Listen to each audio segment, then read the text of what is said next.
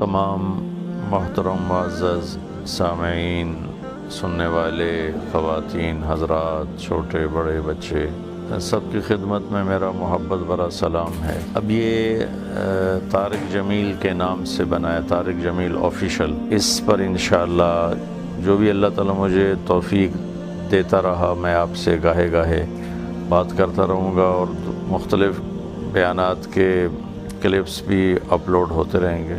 اس کے علاوہ بہت سے میرے نام پر میں بعض چیزیں بہت غیر ذمہ دارانہ ہوتی ہیں جو میری طرف ہی منسوب ہوتی ہیں، حالانکہ میں ان سے بری الذمہ ہوں، تو انہیں میری طرف منسوب نہ کیا جائے۔ بہرحال میں بھی ایک بشر ہوں، خطا کار ہوں، قصوروار ہوں، گناہ گار ہوں۔ ہدایت کے نور کی طلب ہے، دعا ہے مجھے آپ کو اللہ سب کو ایمان کامل ہدایت کا نور نصیب فرمائے، اور مرتے دم تک اپنے اور اپنے حبیب کی مرضی والی زندگی نصیب فرمائے۔ اپنی کمیوں پر ندامت ہے، اللہ پاک سے ہدایت کے نور کی طلب ہے، دعا ہے مجھے آپ کو اللہ سب کو ایمان کامل ہدایت کا نور نصیب فرمائے، اور مرتے دم تک اپنے اور اپنے حبیب کی مرضی والی زندگی نصیب فرمائے۔ ہماری جماعت گئی چونیاں، 90s کی بات، تو مقامی لوگ کہنے لگے چودھری حاکم نو بندہ بناؤ تو تانوں منیے۔ اللہ اس کی بخشش فرمائے، وہ وہاں کا قبضہ مافیا اور ڈرگ مافیا اور لڑائیاں، قتل و غارت اور زمینوں پر قبضے، اس ٹائپ کا آدمی تھا۔ تو ہم نے جماعت بھیج دی اس کو ملنے کے لیے، اور وہ تیار ہو گیا، مسجد میں آ گیا۔ تو مجھے ساتھیوں نے کہا چودھری حاکم آیا ہے، تو وہ نال گل کر۔ میں نے جب اس کو دیکھا، وہ 6.25 فٹ کا آدمی، اور ایسے اس کے جسم، میں تو انج لگا جی میں ہاتھی دے اگوں چوہا آ گیا ہو، بالکل چڑا جہا بیٹھا، اور اس نے اتنی بڑی بڑی مونچھیں، اتنا بڑا سر، اتنا بڑا چہرہ، خوبصورت آدمی، تو سفید چادر سفید کرتا۔ تو ہم ایسے ہی بیٹھ گئے، میں نے بات شروع کر دی۔ تو دل تو اللہ کے ہاتھ سے، بولنے والے کے ہاتھ میں تو کچھ نہیں، بولنے والے کے ہاتھ میں تو اپنا بول بھی نہیں۔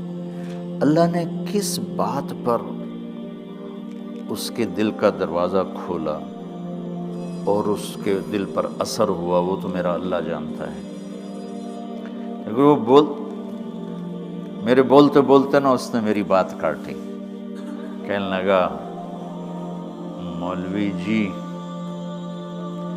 ایک شرک نہیں کیتا، باقی ہر گناہ کیتا ہے، معافی ہو جاوی کی۔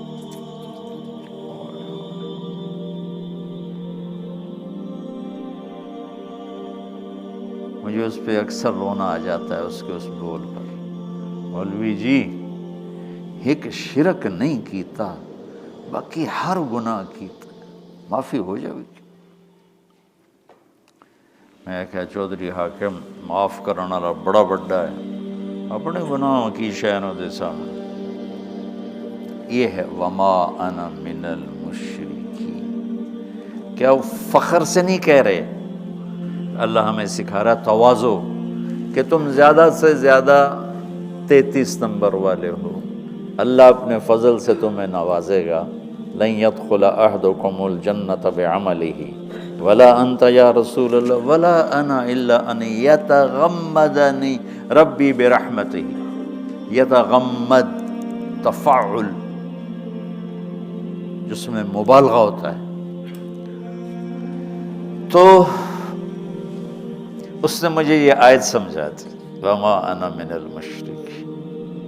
پھر بچوں اس نے توبہ کی، اس کی موت بہت قریب تھی، اس کے کچھ عرصے بعد ہی اس کا انتقال ہو گیا۔ اس نے سارے قبضے واپس کیے، زمینیں واپس کیں، جو کچھ کسی سے لوٹا پوٹا تھا وہ واپس کیا، جو نہیں کر سکا ان سے معافیاں مانگی، اور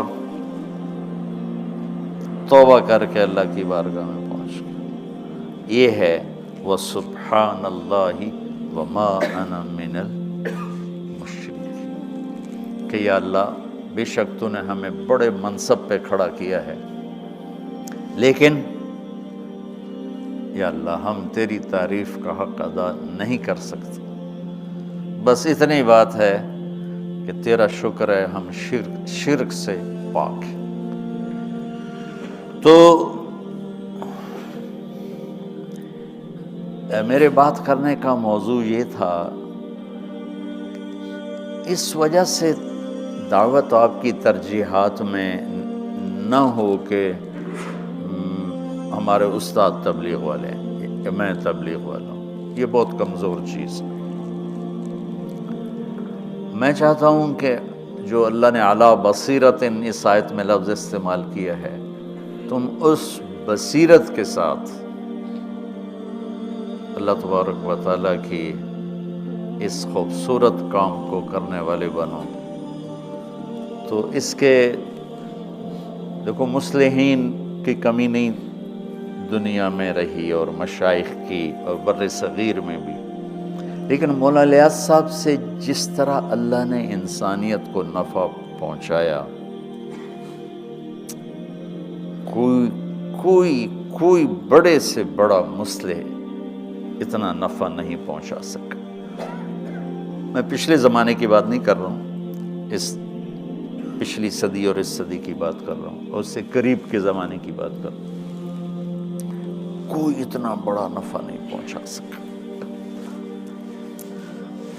اللہ نے ان سے تصوف سے ہٹ کر، مدرسے سے ہٹ کر یہ اس کام میں اللہ نے ان کو لگا دیا۔